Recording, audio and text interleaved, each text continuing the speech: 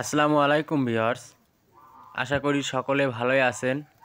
আমিও আল্লাহর রহমতে ভালোই আছি। তো আজকে আমি চলে আসলাম নতুন আরেকটি ভিডিও নিয়ে।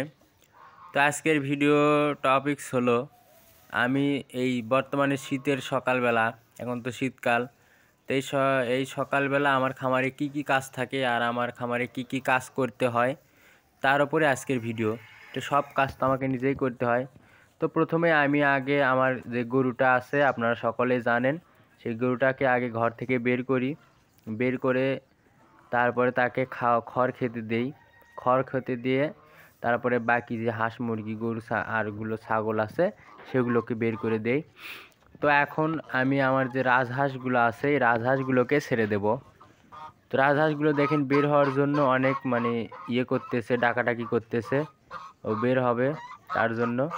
এদিকে একটা রাজহাঁস কুচে বসে গেছে আলহামদুলিল্লাহ, আর একটা এখনও ডিম পাড়তেছে।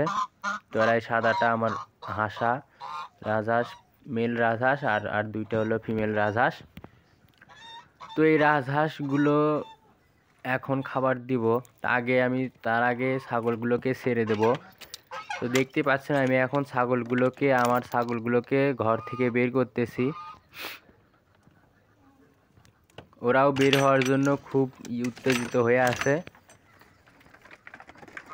এই তো দেখেন ছাড়ার সঙ্গে সঙ্গে ওরা লাফালাফি করে বের হয়ে গেছে, যেহেতু বেলা অনেক হয়ে গেছে। সকালবেলা প্রচুর বাতাস হয়, যার কারণে দেরি করে ছাড়ি, রোদ উঠলে পরে। তো এখন রোদ উঠছে তাই এখন দেরিতে করে ছাড়লাম।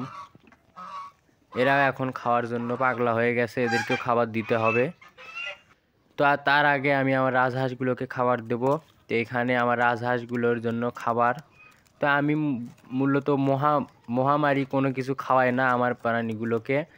এখানে রাজহাঁসের জন্য একটুখানি ভাত আর ধানের গুঁড়া নিয়ে আমি মূলত এইভাবেই খাইয়ে থাকি।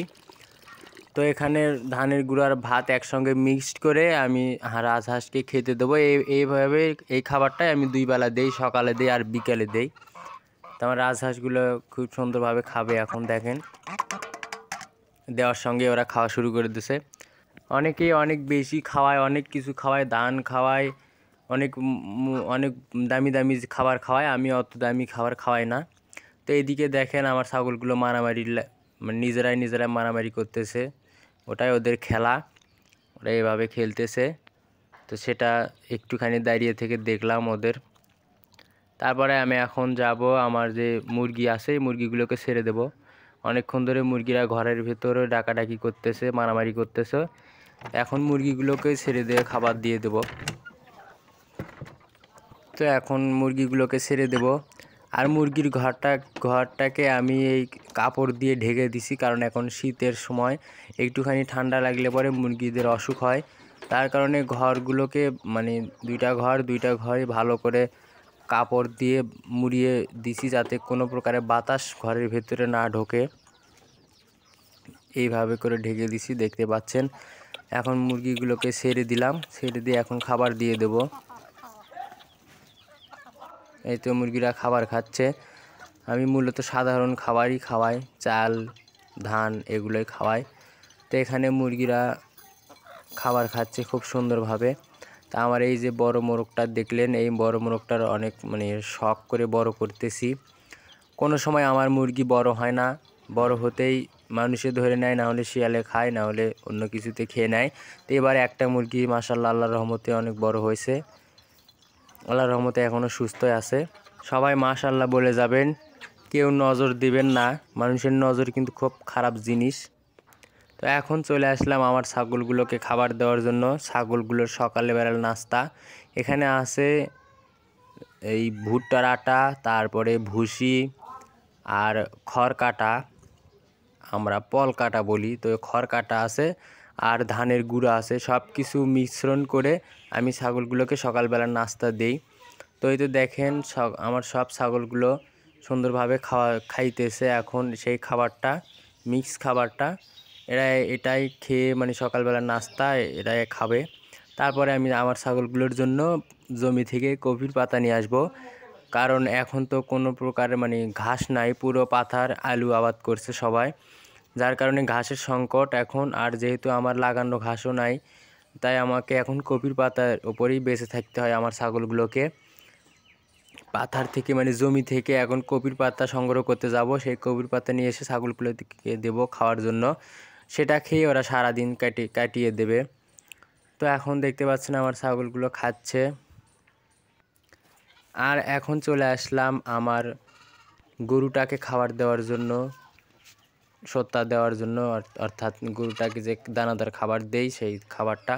তো গরু খাবারের পানি দেওয়ার সময় আমার সকল ছাগলগুলো সেই পানির ওপর থেকে খায়।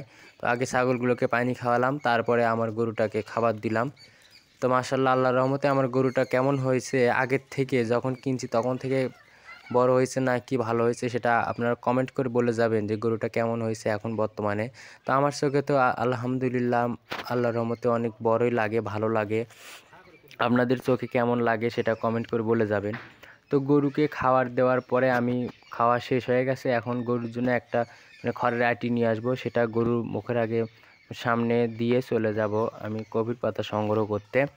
তাই আমি আমার খড়ের পালা থেকে একটা খড়ের আটি নিয়ে আসলাম, নিয়ে এসে এখন গরুকে খাবার দিয়ে দিলাম, সে আটিটা গরু খাচ্ছে দেখেন। এখন আমি চলে যাব জমিতে কপির পাতা সংগ্রহ করার জন্য। তো এই তো দেখেন আমার ছাগলগুলো খাওয়ার জন্য পাগলা হয়ে গেছে। তো এখন ওদের জন্য যাচ্ছি মূলত কপির পাতা সংগ্রহ করতে, রওনা হয়ে গেলাম জমির উদ্দেশ্যে। তো সামনে আমার একটা মানে ভাইরাল চাচা বলা যায়। তো এই তো আলহামদুলিল্লাহ আমরা চলে আসলাম কপির জমিতে, ফুলকপির পাথার। আমাদের এই পাথারে এখন ফুলকপির পাথার, যেহেতু এখন ফুলকপির কোনো দাম নাই, একদম 30 টাকা 40 টাকা মন, যা দিয়ে গাড়ি ভাড়াই হয় না। আর তো গাড়ির তোর পকেটে টাকা আসা দূরে থাক। তো এখন আমি ফুলকপির পাতাগুলো সংগ্রহ করতেছি। দেখেন যেই ফুলকপিগুলো ফুটে গেছে মানে একবারে নষ্ট হয়ে গেছে সেই পাতাগুলো সংগ্রহ করতেছি, আর ভালো কপিগুলো আছে জমির মালিকেরা যদি খায় তো খাবে, না খায় তো আবার এভাবে নষ্ট হয়ে যাবে। দেখেন ফুলকপিগুলো এইভাবে নষ্ট হয়ে গেছে, পাথার ফুলকপি নষ্ট। এবার ফুলকপি চাষিরা টাকা পেল না বলা যায়, যারা প্রথম দিকে বিক্রি করছে তারা একটু টাকা পাইছে, আর এই সিজনের ফুলকপি যার তারা একটা টাকাও পায়নি। তো আমরা ফুলকপির পাতাগুলো বস্তা ভরে নিলাম, বস্তা ভরা হয়ে গেছে, এখন বাসার দিকে রওনা দেব। আপনারা হয়তো জানেন মানে আপনাদের ওদিকে কেমন দাম সেটা জানি না, আমাদের এদিকে একেবারে দাম নাই, 20 টাকা 30 টাকা মন, 40 টাকা মন ফুলকপি। তো সবাই ভার করে কাটে নিয়ে গরুকে খাওয়াচ্ছে, ছাগলকে খাওয়াচ্ছে ফুলকপিগুলো। কৃষকদের দুরবস্থা এবার। তো আমরাও আমার ছাগলগুলো বেঁচে থাকার জন্য ফুলকপির পাতার উপর নির্ভর করতেছি এখন। তো এখন বস্তা ভরা হয়ে গেছে, এখন বাড়ির দিকে রওনা দিয়ে দিলাম। অনেকেই আমার বন্ধুরা বা অনেকেই বলেন যে আমি সারাদিন কি কাজ করি যে কোথাও বের হতে পারি না। তো আমি মূলত কি কাজ করি আপনারা দেখতে পাচ্ছেন, এইভাবে আমার সকালবেলা কাটে আবার বিকেলবেলাও কাটে, যার কারণে আমি কোথাও যেতে পারি না, বাড়ি থেকে বের হতে পারি না। আসলে ভাই খামারি জীবনটা অনেক কষ্টের। আসলে এই জগতে আসলে নিজের শখ আহ্লাদ আনন্দ হাসি খুশি সব মাটি চাপা দিয়ে এই জগতে আসতে হবে। তবু আলহামদুলিল্লাহ সব কিছু মেনে নিয়ে এই জগতে এখনও বেঁচে আছি। তো দেখতে দেখতে আমি বাড়িতে চলে আসছি, আমার ফুলকপির পাতা নিয়ে বাড়িতে চলে আসলাম। দেখেন আমার ছাগলগুলো পাগল হয়ে গেছে খাওয়ার জন্য, এদের ফুলকপির পাতা খুব প্রিয় একটা খাবার এদের। দেখেন সামনে দেওয়া যাচ্ছে না, ওরা কাইরে নিয়ে খাচ্ছে এমন অবস্থা। ছাগলগুলোকে দিতে দেরি হচ্ছে না, ওরা বস্তার ভিতরে মুখ ঢুকে দিয়ে খাচ্ছে এমন অবস্থা। তো সবগুলো ছাগলকে ফুলকপির পাতা দিয়ে দিলাম, এটাই ওরা এখন খাবে, খেয়ে থাকবে। তো আজকের ভিডিও এই পর্যন্তই। আমার ভিডিওর মধ্যে যদি কোনো ভুল ত্রুটি হয়ে থাকে সবাই ক্ষমা করবেন, এবং আমার ভিডিওটি যদি আপনাদের কাছে ভালো লেগে থাকে তাহলে আমার এই চ্যানেলটিকে সাবস্ক্রাইব করবেন এবং পাশে থেকে বেল আইকনটি বাজিয়ে দেবেন পরবর্তী ভিডিওটি পাওয়ার জন্য। আর আমার পাশেই থাকবেন, কমেন্ট করবেন, কমেন্ট করবেন, শেয়ার করবেন, করে আমার পাশে থাকবেন আর আমার সামনের দিকে এগিয়ে যাওয়ার জন্য উৎসাহ করবেন। ধন্যবাদ, সবাই ভালো থাকবেন, সুস্থ থাকবেন। আসসালামু আলাইকুম ওয়া রাহমাতুল্লাহি ওয়া বারাকাতুহু।